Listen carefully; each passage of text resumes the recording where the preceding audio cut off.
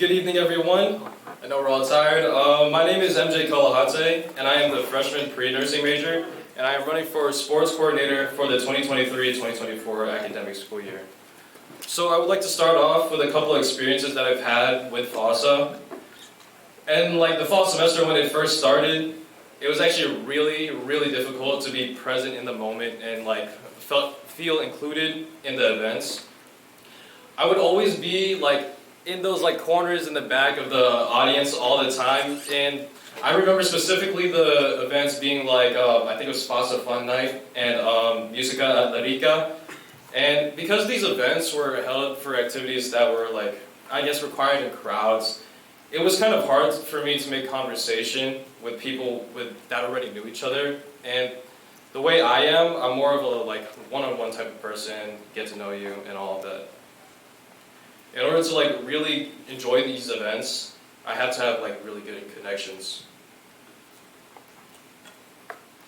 Since I was a freshman, I was more concerned with my school academics than I was being in FASA as much as possible. And that's kind of how I trained my time management as a student, and I feel like that's why I'm ready now, taking this opportunity as a sports coordinator. As for my first connections here, it wasn't actually through FASA. It was interestingly through VSA, and that's how I met my big Angelo in VSA over there. That's my guy. Yes, sir. And that's kind of how everything started to come together. So the AKA event is when it kickstarted a lot of connections and one-on-one conversations that I could have with people, as well as trying my best to rizz up Shem, and it was actually right here. It was right here, and I grabbed his chin and everything. It was great. I was never the type to become friends with a group, but one by one I've grown closer to a lot of people. I met my kuya, EJ. Hi. Hey, man. And from there, I couldn't have asked for better people to start off my FASA year. So as a sports coordinator, or because of my experiences of feeling welcome into FASA, as a sports coordinator, I would like to emphasize on new people that may be interested in joining and being part of the community, also while retaining the family lineages we have established already. So, a lot of this has been said before, but I wanted to start more clothing drives because I know y'all got drip. I've seen every single one of y'all. Y'all got drip. And donations for our people that have drip, and provide drip to the homeless, and hopefully see them in the drip. I really want to see that. Can we dress them up? Anyways. And personally, I had help with the Daily Bread organization. That's a homeless organization that feeds them. And that's how I want to more service for the FASA events.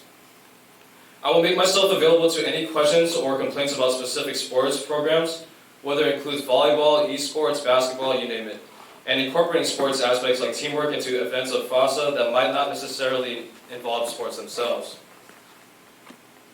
So, because I kind of have that feeling of being left out sometimes, there's some people I know that avoided the sports program because they either feel like they didn't have the skill to play in those sports, or because they just didn't feel welcome at all. So, it's unfortunate because as somebody that's played for soccer, basketball, volleyball, all these things, you can build these skills that can be applied to life.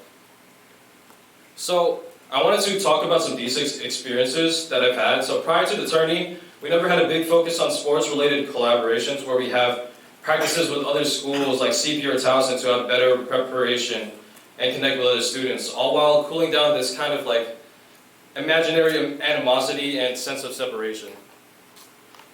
By expanding our reach, not just to UMBC events, but in the hardworking practices, it will help how we get each other in terms of working. So after the tourney, I noticed the insufficiency of the teams.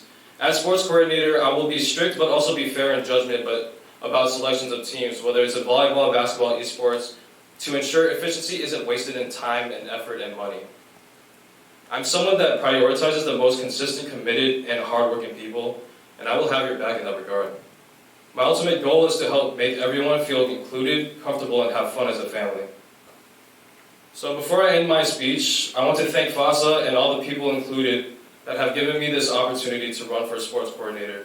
And I want to personally thank Angelo, EJ, Shem for putting me under their wing when learning about what it takes to be a sports coordinator. And I want to thank the FASA community for making me feel welcomed into the family. I hope you guys take this leap and trust me in this position to me. That's all. Thank you, MJ. We are going to continue on to our Q&A portion. Your first two questions are going to be from Kuya Shem. And then Tulip will begin the queue afterwards. So his first question is, funding for jerseys was one of the problems I had as sports court. When you become sports court, how will you fund for jerseys? So I was thinking about this in general, about like fundraising, and honestly, I feel like what we've been doing thus far has been effective, but the reach of like how we do our fundraising is something we can improve upon, something that we can put on it.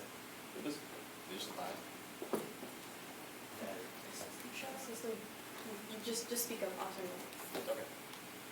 Okay. So for fundraising, this can vary among different like methods, and one of them being like, I was thinking of something like a thrifting kind of event, something where we can both fundraise for the clothes and then also raise money for them, and also just for the jerseys. I feel like what the problem was for the fundraising too was also just like, sorry, let me collect my thought.